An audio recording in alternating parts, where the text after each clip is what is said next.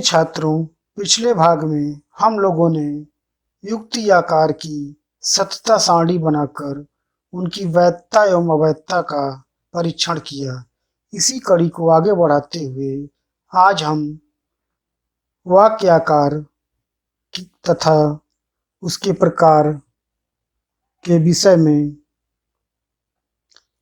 अध्ययन करेंगे और अंत में सतता सारणी द्वारा वाक्य आकार के विभिन्न रूपों के बारे में जानकारी प्राप्त करेंगे।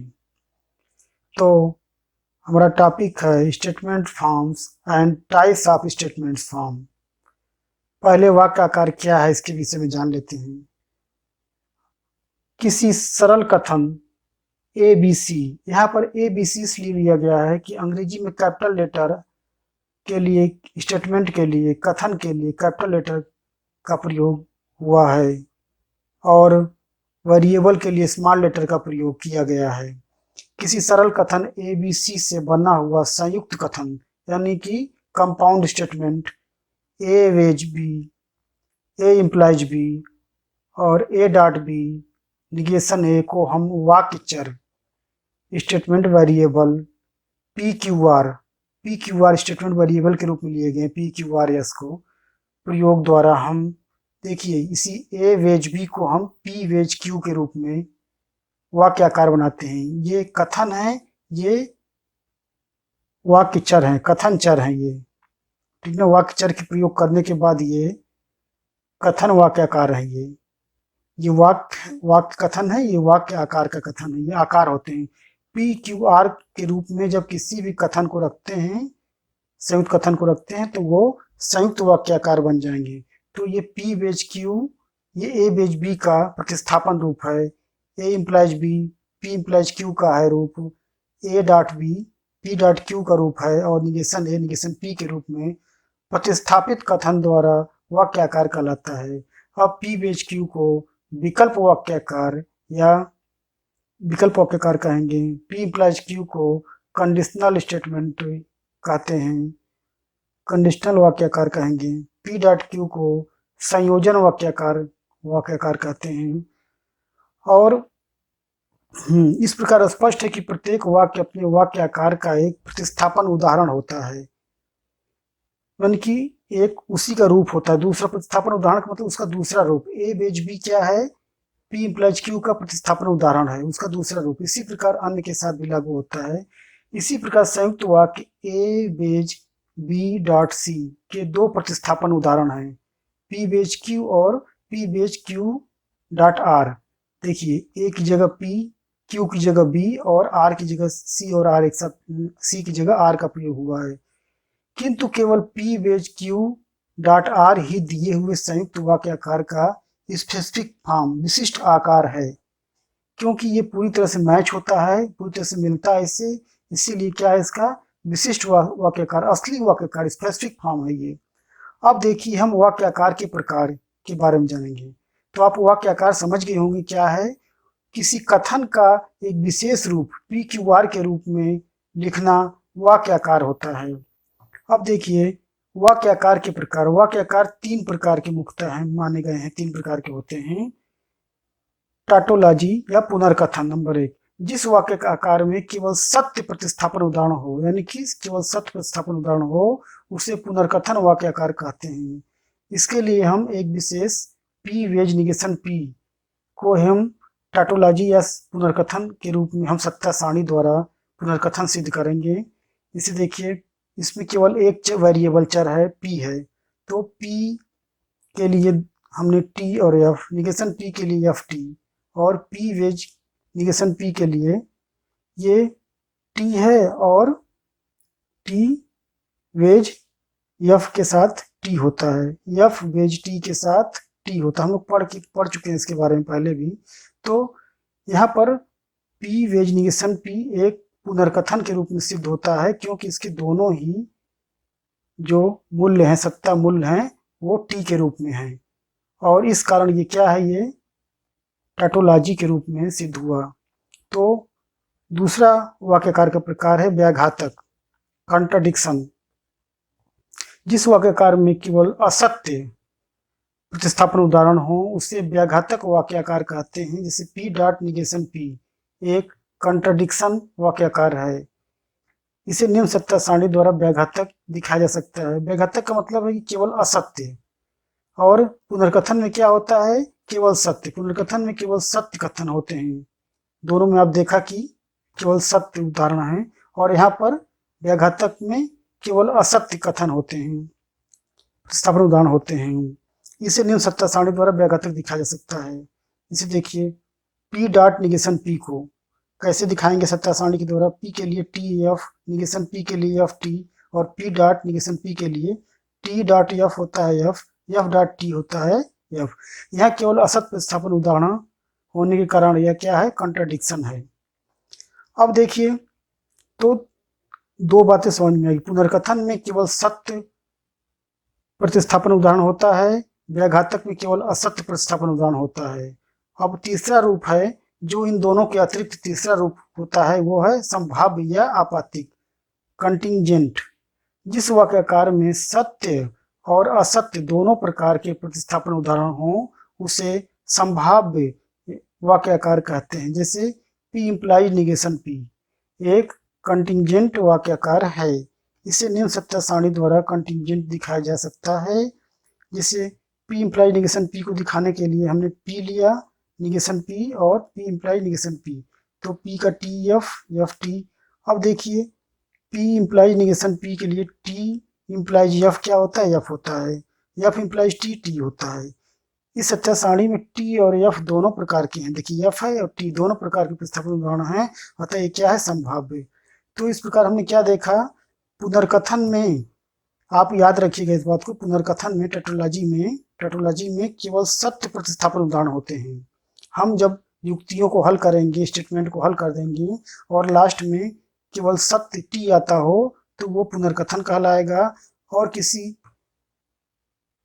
वाक्याकार या युक्ति में के लास्ट में निष्कर्ष में केवल एफ प्रतिस्थापन उदाहरण आए तो वो क्या कहलाएगा, स्वव्याघातक, सेल्फ कंट्राडिक्शन कहलाएगा या व्याघातक कहलाएगा। और जो इन दोनों के अतिरिक्त जो तीसरा रूप होता है, इन दोनों के अतिरिक्त जो उसमें क्या होता है, सत्य और असत्य दोनों प्रकार के प्रतिस्थापन उदाहरण होते हैं, तो क्या कहलाते हैं, संभाव्य या कंटिंजेंट कहलाते हैं। टैटोलॉजी और कंट्राडिक्शन के अतिरिक्त सभी वाक्याकार क्या हैं, कंटिंजेंट होते हैं। ये बात याद रखिएगा। अब हम कुछ उदाहरणों के द्वारा इनको हम समझने का प्रयास करेंगे, टैटोलॉजी, कंट्राडिक्शन और कंटिंजेंट को। देखिए, हमने एक संक्षेप रूप में आपको पुनरावृत्ति के लिए हमने लिख दिया है यहाँ पर। P के लिए क्या होता है, T T F F, Q के लिए टी एफ। और देखिए, P डॉट Q क्या होता है, टी टी के साथ टी होता है, टी एफ के साथ एफ, एफ टी के साथ एफ और एफ एफ के साथ एफ होता है। यानी कि कंजंक्शन में केवल जब दोनों ही P और Q टी होंगे, दोनों ही विकल्प टी सत्य होंगे तो सत्य होगा, अन्यथा असत्य होता है। P वेज Q विकल्प वाक्याकार या डिसजंक्शन में क्या होता है कि कोई भी एक विकल्प सत्य हो तो विकल्प क्या सत्य हो जाता है। देखिए, टी वेज टी क्या होगा, टी हो गया, टी वेज एफ टी हो गया, एफ वेज टी भी टी हो गया। और केवल आखिरी कंडीशन जो एफ वेज एफ होता है उसे एफ होता है। हम लोग पढ़ चुके हैं इसके बारे में पहले भी, केवल रिवीजन के रूप में बता रहा हूँ आपको। पी इम्प्लाइज क्यू में क्या करते हैं, टी इम्प्लाइज टी, टी होता है। केवल एक ही कंडीशन होती है पी इम्प्लाइज क्यू के सत्य होने की, जब सत्य हो पी, जब पूर्ववर्ती सत्य हो, इंसिडेंट सत्य हो, कॉन्सिक्वेंट क्या हो, असत्य हो, तो क्या होता है, असत्य हो जाता है। टी इम्प्लाइज एफ क्या होता है, असत्य होता है। बाकी हर कंडीशन में सत्य होता है। एफ इम्प्लाइज टी, टी हो जाएगा, एफ इम्प्लाइज एफ टी होगा। अब निगेशन पी के लिए जानते हैं, पी का अपोजिट हो जाता है एफ, एफ टी टी। अब देखिए, हम एक्सरसाइज शुरू करते हैं। Use to table to characterize the following statement forms in tautologies, contradictory and contingent। तो पहला सवाल है हमारा, P implies negation P dot negation P implies P। इसको हमें ये जानकारी प्राप्त करनी कि ये टैटोलॉजी है या कंट्राडिक्टरी है या कंटिंजेंट है। क्या है ये, तीनों में से क्या है, ये पुनर्कथन है, व्याघातक है या संभाव्य है, क्या है, इसको हम सत्ता सारणी बनाकर स्पष्ट करेंगे। तो इसमें हमने देखा कि केवल एक ही वेरिएबल, एक ही चर का प्रयोग हुआ, इसीलिए केवल दो लाइन यूज होगी। तो हम टी और एफ, पी के लिए लिखा। अब निगेशन पी है तो ये एफ और टी हो जाएगा। पी इम्प्लाइज निगेशन पी के लिए टी इम्प्लाइज एफ क्या हो जाता है, एफ होता है, और एफ इम्प्लाइज टी, टी हो जाएगा। अब देखिए negation P implies P, F implies T क्या होता है, टी होता है, एफ टी इम्प्लाइज एफ क्या हो जाएगा, एफ हो जाएगा। अब देखिए इन दोनों का कंजंक्शन करना है हमको, F dot P implies negation P dot negation P implies P, यानी कि दोनों का कंजंक्शन करना है। तो एफ इम्प्लाइज टी क्या होता है, एफ इम्प्लाइज टी ये हो जाएगा F, F implies T F होगा और टी इम्प्लाइज एफ हो जाएगा। तो इस प्रकार ये क्या पता चलता है कि ये क्या है, ये व्याघातक है, कॉन्ट्राडक्टरी है, CONTRADICTORY कॉन्ट्राडक्टरी हुआ क्योंकि दोनों इसके प्रतिस्थापन उदाहरण असत्य हैं। अब आगे के सवाल हम देखते हैं। देखिए इसमें P और Q दो वेरिएबल हैं, इसलिए 4 लाइन की सत्य सारणी बनेगी, T T F F T F T F। Negation P के लिए क्या होगा, F F T T। अब दोनों का कंजंक्शन करना है, निगेशन P डॉट Q, दोनों को संयोजन करना है। तो F और T क्या होता है, F F F F T T T T F F। अब देखिए Q इम्प्लाइज P करना है हमको, तो T इम्प्लाइज T क्या होगा, यहाँ पर T हो जाएगा, F इम्प्लाइज T हो जाएगा, T इम्प्लाइज F यहाँ F होगा, और Q इम्प्लाइज P का आखिरी रूप है F इम्प्लाइज F T हो जाएगा। अब देखिए इन दोनों का हमें कंजंक्शन करना है, संयोजन करना है आखिरी पॉइंट में, F डॉट T क्या हो जाएगा, F F T F, ये भी F होगा और ये भी F होगा। इस प्रकार ये भी दूसरा सवाल भी हमारा क्या हो जाता है, ये व्याघातक होता है, व्याघातक, इसको हम अंग्रेजी में कंट्राडक्टरी बोलते हैं। अब हम अगला सवाल की ओर बढ़ते हैं। तीसरा सवाल, P इम्प्लाइज Q का होल इम्प्लाइज Q। तो इसमें भी दो वेरिएबल हैं P और Q, तो 4 लाइन की सत्य सारणी बनेगी। तो T T F F T F T F।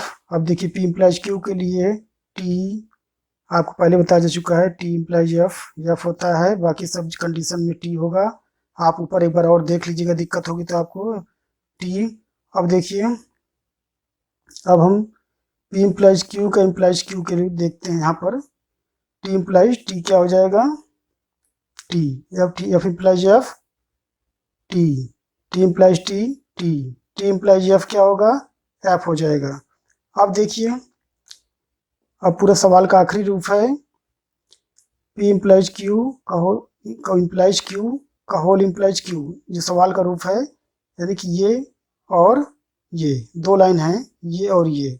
T implies T क्या हो जाएगा, T इम्प्लाइज T हो जाएगा, T इम्प्लाइज F हो जाएगा, T इम्प्लाइज T होगा, और F इम्प्लाइज F T होगा। इस प्रकार देखते हैं कि इसमें सत्य और असत्य दोनों प्रकार के प्रतिस्थापन उदाहरण हैं। इस कारण ये कॉन्टिंजेंट का हो जाएगा, संभाव्य हो जाएगा। ये वाक्याकार क्या है, ये संभाव्य है, संभाव्य कहिए या इसको कहते हैं कॉन्टिंजेंट, CONTINGENT। अब देखिए हमारा आज का आखिरी सवाल है, P इम्प्लाइज Q का होल इम्प्लाइज P। ये पियर्स का नियम है, पियर्स लॉ बोलते हैं इसको हम हल करते हैं। पियर्स लॉ वैसे भी टाटोलॉजी होता है, इसको देखते हैं। P और Q दो वेरिएबल हैं, T इसलिए 4 लाइन की सत्य सारणी बनेगी, F T F T F P wedge Q T F F T और F T। अब देखिए आपको समझने में दिक्कत हो तो पिछले एक्सरसाइजों में आप ध्यान से पढ़ लीजिएगा, तो आपको और अच्छी तरह समझ में आएगा।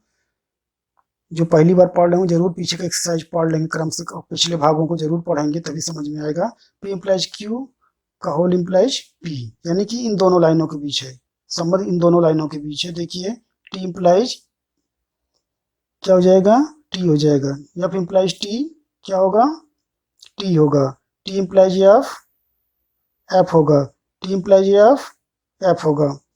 अब देखिए आखिरी लाइन है हमारा इसका और इसके बीच, फिर T इम्प्लाइज T क्या होगा, T होगा। T implies T T, F implies T, F implies T।